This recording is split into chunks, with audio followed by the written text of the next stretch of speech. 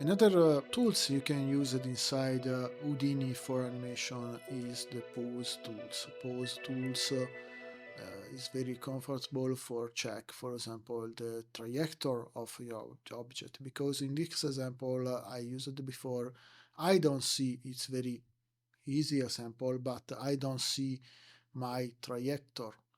I can understand where is my start points and when it's finished. Or maybe I have a different situation. Some shot I need to understand very quickly the trajectory of the object.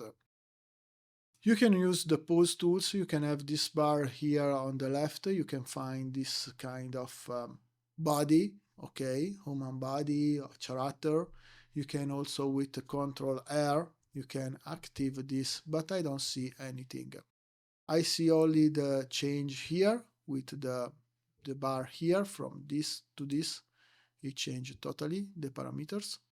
But if I click here, I can see it's change something. Change something, and I have here one voice is called motion path. If I check the motion path, you can see my path is appeared. It's appeared my trajectory. I can understand where is moved and how is moved my object. Also, I see also the number here, the frame.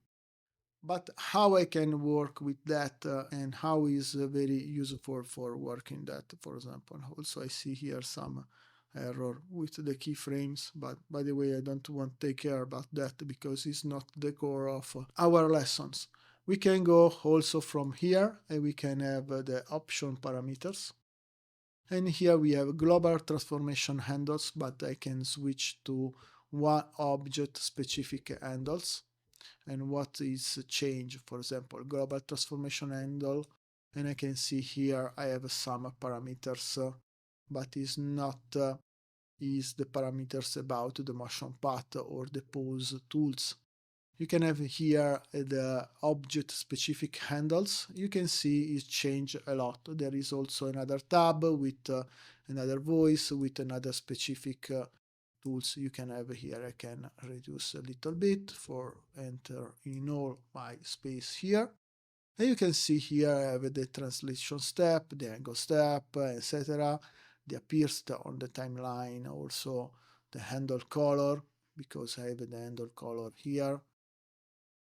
By the way, I can also show the wide path. So it's essentially it's create the wide, is create the thickness, and more visually you can say, okay, it is more important to see because maybe you have the situation with a lot of path and maybe you don't understand where is one or another. You can setting the wire, the width of your path. You can show the Y in wireframe. You can use the limitation of the number for see. I want to see only one part in the frame before and left. If I move it, you can see on the timeline. If I move, I see only some number of the frame. I see only the section of your path. You don't see all. You can also create the cycle frame. You can see the variable, the thickness, more or less, etc., etc.